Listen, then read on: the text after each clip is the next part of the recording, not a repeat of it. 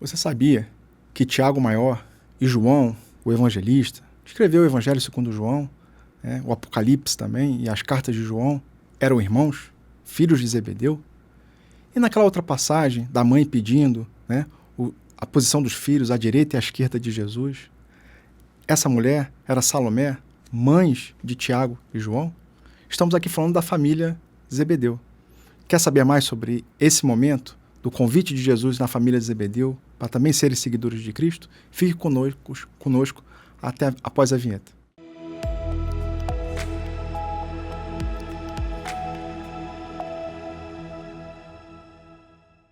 Seja muito bem-vindo, muito bem-vinda ao programa Páginas Espíritas aqui da Comunhão Espírita de Brasília. Se ainda não nos segue, fica o convite para seguir o canal, ativar as notificações para receber os avisos dos programas aqui da TV Comunhão Espírita de Brasília, tanto os Páginas Espíritas como os demais que acontecem de forma diária. Nós estamos aqui na Páginas Espíritas trazendo reflexões deste livro aqui, chamado Boa Nova, de autoria de Humberto de Campos, que foi psicografado pelo Francisco Cândido Xavier. Nós estamos hoje no capítulo 4, A Família de Zebedeu. No capítulo anterior, que a gente pode acompanhar aqui nos cards, nossa playlist, no nosso canal, nós falamos dos primeiros convites que Jesus fez a André e Simão, filhos de Jonas, pescadores, e também a Levi, que posteriormente ia ser conhecido como Mateus, que era acolhedor de impostos. Jesus aqui continua esse convite aos apóstolos que seguirão Jesus e irão multiplicar a mensagem da Boa Nova. Então, Humberto de Campos nos narra aqui no capítulo 4 a família de Zebedeu. Na manhã que se seguiu a primeira manifestação de sua palavra defronte do Tiberíades, o mestre se aproximou de dois jovens que pescavam nas margens e os convocou para o seu apostolado. Filhos de Zebedeu, disse bondoso, desejais participar das alegrias da Boa Nova? Tiago e João, que já conheciam as pregações do Batista e que tinham ouvido na véspera, tomados de emoção, se lançaram para ele, transbordantes de alegria. Mestre, mestre, exclamavam felizes. Então aqui mostra que tanto Tiago, que depois vai ser conhecido como Tiago Maior, e João, eles já conheciam Jesus, já tinham ouvido falar de Jesus, eles já acompanhavam João Batista, e na noite anterior tinham ouvido Jesus no seu sermão, no Tiberíades. Como se fossem irmãos bem-amados, que se encontrassem depois de longa ausência, tocados pela força do amor que se irradiava do Cristo, fonte inspiradora das mais profundas dedicações, falaram largamente da aventura de sua união perene, no futuro, das esperanças com que se deveriam avançar para o porvir, proclamando as belezas do esforço pelo Evangelho do Reino. Os dois rapazes galileus eram de temperamento apaixonado. E esse temperamento apaixonado faz com que, depois, Jesus os chame de os filhos do trovão. Aquela ardência, aquela paixão, aquele temperamento apaixonado, acaba sendo a referência tanto de Tiago quanto de João. Profundamente generosos, tinham carinhosas e simples, ardentes e sinceras almas. João tomou as mãos do Senhor e beijou-as afetuosamente, enquanto Jesus lhe acariciava os anéis macios dos cabelos. Tiago, como se quisesse hipotecar a sua solidariedade inteira, aproximou-se do Messias e lhe colocou a destra sobre os ombros em amoroso transporte. Os dois novos apóstolos, entretanto, eram ainda muito jovens e, em regressando à casa com o espírito arrebatado, com imensa alegria, relataram à sua mãe o que se passara. Então, eles eram jovens, João, evangelista, era um dos mais novos, Alguns estudiosos, historiadores, falam que ele estava ali na adolescência, em torno dos seus 16 anos. Então, eles receberam um convite, mas precisavam conversar com seus pais. Então, eles foram para casa e foram conversar com a sua mãe. Salomé, a esposa de Zebedeu, apesar de bondosa e sensível, recebeu a notícia com certo cuidado. Então, como é de esperar de toda mãe, Assim, vem os filhos e falam assim, olha, tem o mestre Galileu, está chamando a gente para trabalhar com ele, para ser seu discípulo, e a gente quer ir. E aí a mãe fala assim, mas calma aí, como é que vai ser esse convite? O que vai acontecer? também ela ouvira o profeta de Nazaré nas suas gloriosas afirmativas da véspera. Então, Salomé também estava naquela conversa que Jesus fez, né, após chamar André, Simão e Levi. Pôs-se então a ponderar consigo mesma. Não estaria próximo aquele reino prometido por Jesus? Então, Jesus estava prometendo um reino, né? E será que está próximo esse reino? Quem sabe se o seu filho de Maria não falava na cidade em nome de algum príncipe? Então ela começou a ficar a dúvida, assim, será que Jesus está implementando o reino ou ele está falando em nome de um príncipe, né? O Cristo deveria ser o intérprete de algum desconhecido ilustre que recrutava adeptos entre os homens trabalhadores e mais fortes. Então ela chegou à conclusão de que provavelmente Jesus estava sendo um emissário, né? Ele estava representando alguém e esse alguém é que implementaria o reino. A quem seria confiados os postos mais altos dentro da nova fundação? Então os postos mais altos, quem ficaria responsável, né? Seus filhos queridos bem o mereciam, né? Que mãe que não falaria isso, né? Pô, meu filho merece um cargo alto nesse reino novo, já que ele está sendo convidado. Ela precisava agir enquanto era tempo. O povo de há muito tempo falava em revolução contra os romanos, e os comentadores mais indiscretos anteviam a queda próxima dos Antipas. Então aqui, novamente, a percepção, né, da população na época, da sociedade da época, que haveria uma revolução exterior. Haveria uma revolta, uma implementação de um reino de Deus de forma externa, né? Então ela fala aqui que já estava se esperando uma revolução contra os romanos, a queda próxima dos Antipas. Então um novo reinado aconteceria por causa da queda do reinado material. Então é a mesma perspectiva que a gente abordou no capítulo anterior. O novo reinado estava próximo e, alucinada pelos sonhos maternais, Salomé procurou o Messias no círculo dos seus primeiros discípulos. Senhor, disse atenciosa, logo após a instituição do teu reino, eu desejaria que os meus filhos se sentassem um à tua direita e o outro à tua esquerda, como as duas figuras mais nobres do teu trono. Então é a mãe pedindo ali um cargo alto, né, para os seus filhos. Olha, está próximo à implementação do teu reino, meus filhos merecem, né? Então gostaria que eles tivessem uma posição de destaque, né? Que mãe também não faria esse pedido. Jesus sorriu e o temperou com um gesto bondoso. Antes de tudo, é preciso saber se eles quererão beber do meu cálice. Então, você vê que Jesus continua, assim como na conversa anterior com o sacerdote Anã, respostas curtas, diretas, mas de uma profundidade tamanha, que a gente precisa de um tempo para ficar refletindo sobre essas respostas e orientações de Jesus. E essa questão de beber o cálice, né? Então, assim, tudo bem, eles querem uma posição de destaque, mas será que eles estão ali dispostos a passar pelo que é necessário nesse trajeto para conseguir essa posição de destaque? Aqui na Comunhão Espírita de Brasília, Maíse Braga, em diversas palestras, fala que muitos queriam, né, a desencarnação que teve Chico Xavier, né? Onde ali ele foi muito bem amparado, ele estava ali muito consciente da sua desencarnação, ele conseguiu pedir para a espiritualidade, né, desencarnar num momento em que o povo brasileiro estivesse muito feliz, e aí foi no dia em que o Brasil conquistou, né, o pentacampeonato de futebol.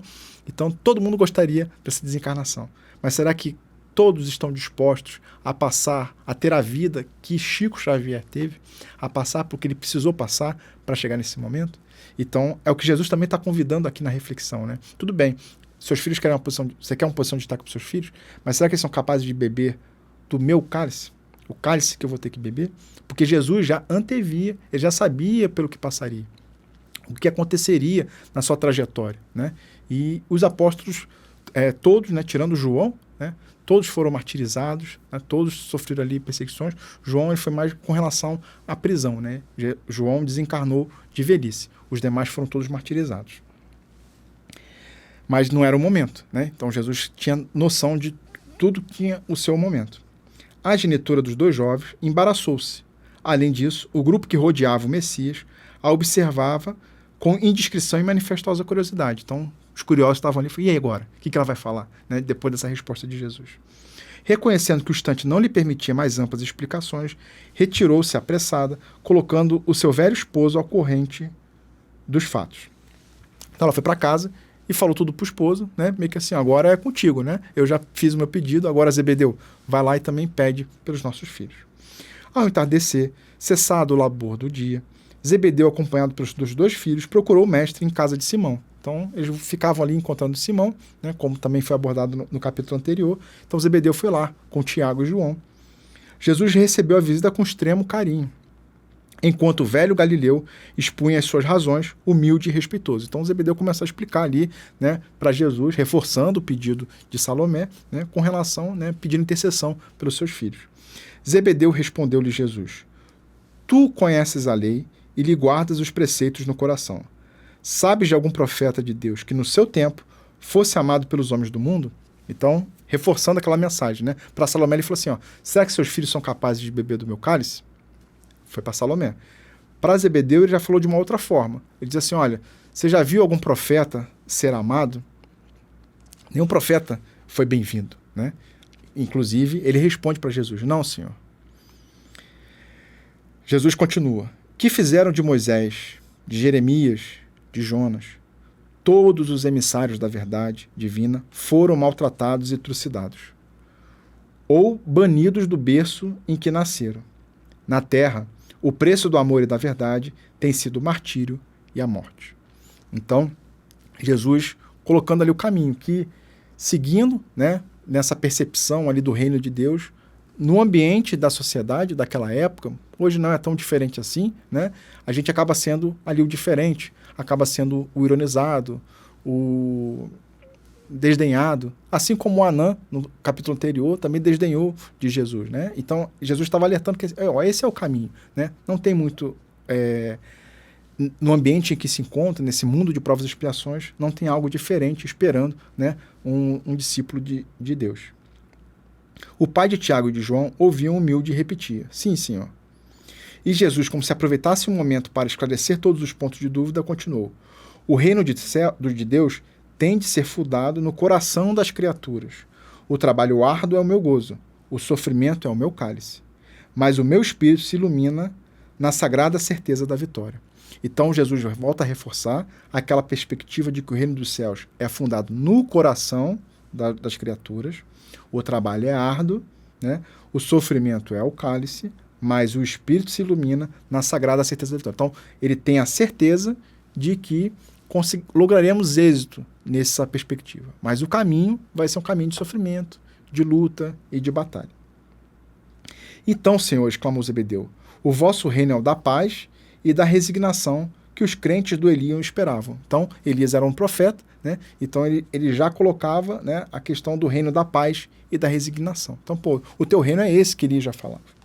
Jesus, com um sorriso de benignidade, acrescentou, a paz da consciência pura e a resignação suprema à vontade de meu Pai são do meu reino. Então ele fala que, beleza, é a paz da resignação, mas é a paz da consciência pura e a resignação da vontade do Pai. Mas os homens costumam falar de uma paz que é ociosidade do espírito e uma resignação que é vício do sentimento. Então aquela perspectiva assim, a paz é eu não fazer nada, eu ficar aqui parado, né? Não é essa paz, é a paz da consciência tranquila, né, que Jesus está se referindo. Trago comigo as armas para que o homem combata os inimigos que lhe subjugam o coração, e não descansarei enquanto não tocarmos o porto da vitória. Eis porque o meu cálice agora tem que transbordar de fel, que são os esforços ingentes que a obra reclama. Então, é o momento que é necessário, né, que o sofrimento venha, mas para poder se libertar das amarras, dos sentimentos mais materialistas, é necessário que a gente rompa com isso para termos essa consciência tranquila e essa resignação pela vontade de Deus. E como se quisesse pormenorizar os esclarecimentos, Jesus prosseguiu.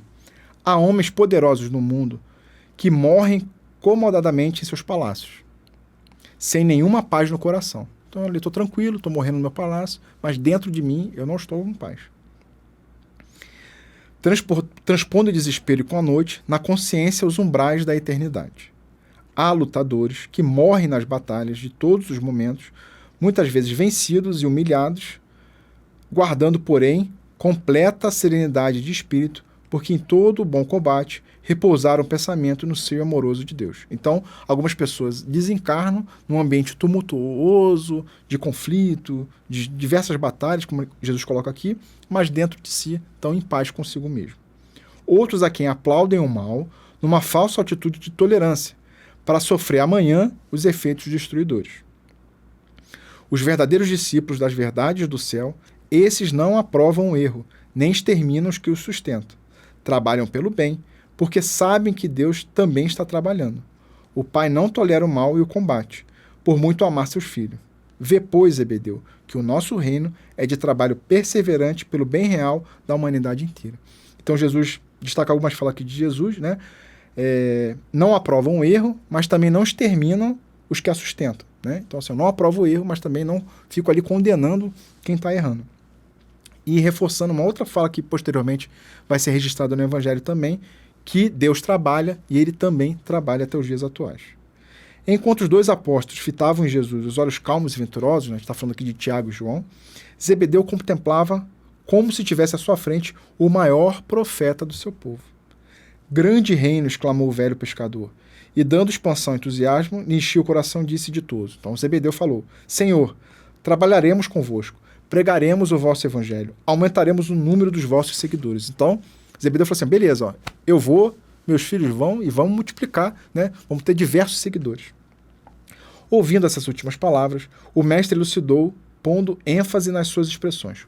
Ouve, Zebedeu, nossa causa não é o do número, é a verdade e do bem. Então não é a quantidade de seguidores que é a causa de Jesus, né? É a verdade e o bem. Então não é conquistar multidões, é ter ali a causa e acessar o íntimo, o coração de cada um. É certo que ela será um dia do mundo inteiro, mas até lá precisamos esmagar a serpente do mal sobre os nossos pés.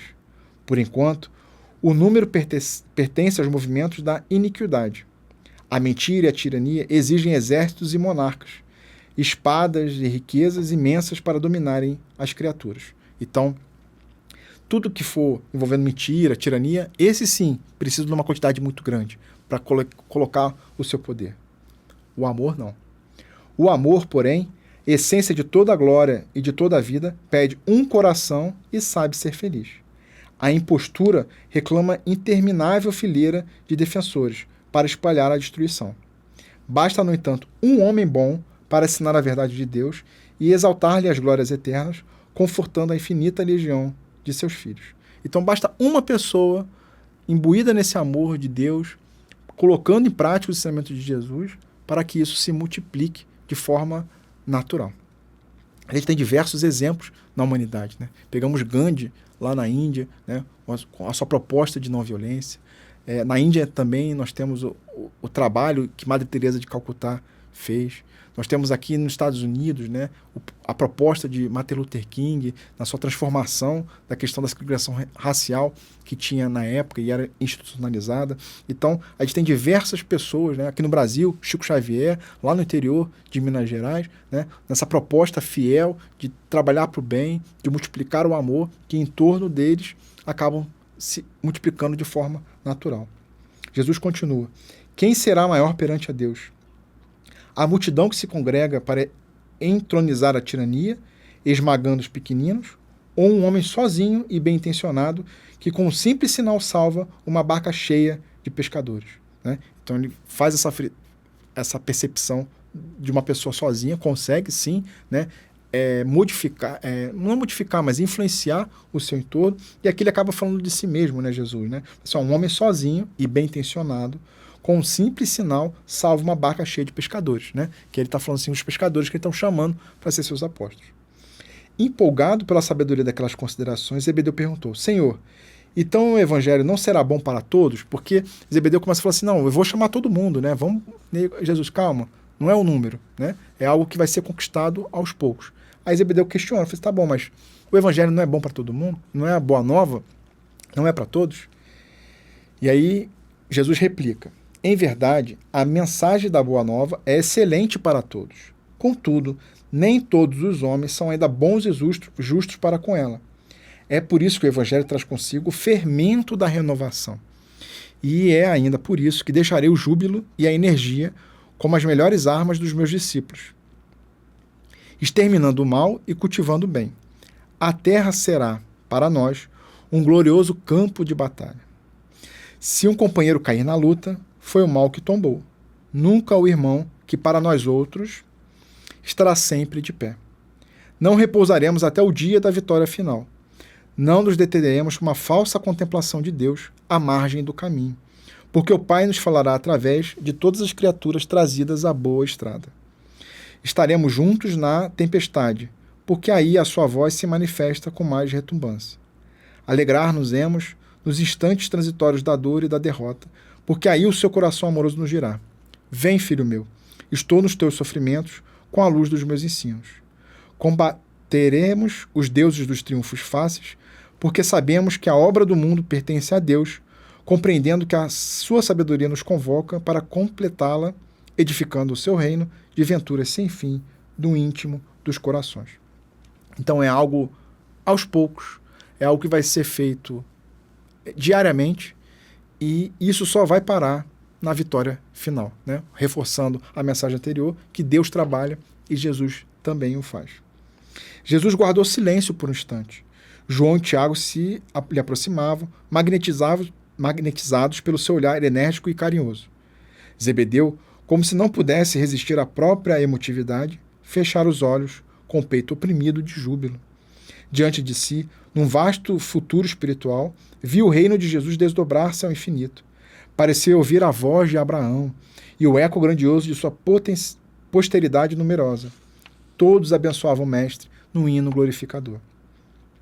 Então, Zebedeu já estava vendo ali algo grandioso, né? Que todo mundo estava ali reverberando essa mensagem de Jesus. Algo que a gente ainda não conquistou, mas a gente está no caminho disso.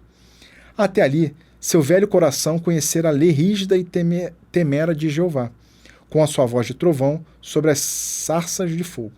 Jesus lhe revelava o Pai carinhoso e amigo dos seus filhos, que acolhe os velhos, os humildes e os derrotados da sorte. Com uma expressão de bondade sempre nova, o velho pescador de Cafarnaum soltou as lágrimas que lhe rebentavam no peito e ajoelhou-se. Adiantando-se-lhe, Jesus exclamou: levanta-te, Zebedeu. Os filhos de Deus vivem de pé para o bom combate. Então Jesus estava ali convidando Zebedeu para travar o bom combate, né? E para ficar em pé, firme. E tamanha emoção, ali Zebedeu conseguiu perceber, né, a proposta real de Jesus. Essa mudança, né, que vai acontecer, mas é no íntimo de cada um. Avançando, então, dentro da pequena sala, o pai dos apóstolos tomou a destra do mestre e a umedeceu com suas lágrimas de felicidade e reconhecimento, dizendo: Senhor, meus filhos são vossos.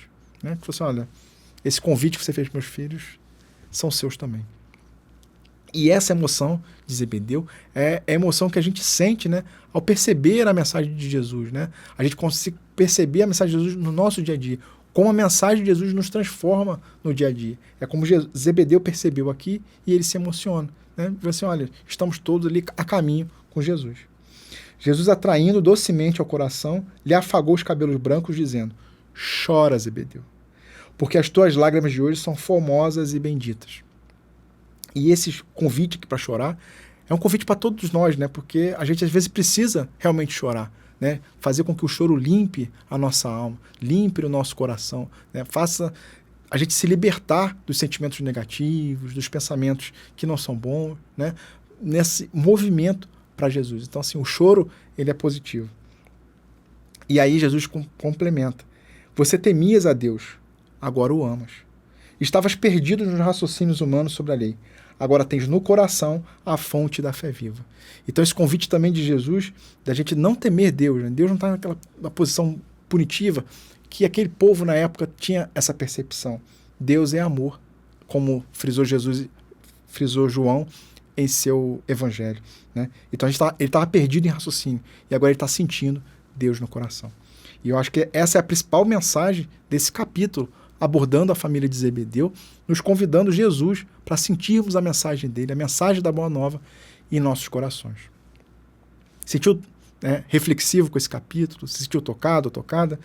A gente fica o convite para dar aquela curtida no vídeo, com os comentários, alguma passagem aqui que você desconhecia, alguma passagem que te tocou, né, com relação a essa transformação, porque Tiago e João já estavam ali encantados, né, mas Salomé e Zebedeu estavam ali refletindo e pensando ainda o que estava acontecendo. E nesse diálogo de Jesus com Zebedeu, Zebedeu realmente consegue perceber a proposta de Jesus e se transforma.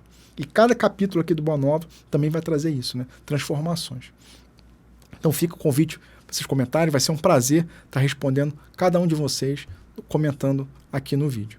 Para a gente fazer junto, né, desse programa uma reflexão onde nós trocamos figurinha, trocando percepções, vamos nos engrandecendo e percebendo, né, o que a gente pode aplicar em nosso dia a dia. E fica o convite também para, ativando as notificações, ficar atento que na semana que vem a gente vai trazer o capítulo 5, chamado Os Discípulos. Então, fiquem com Deus e até a próxima.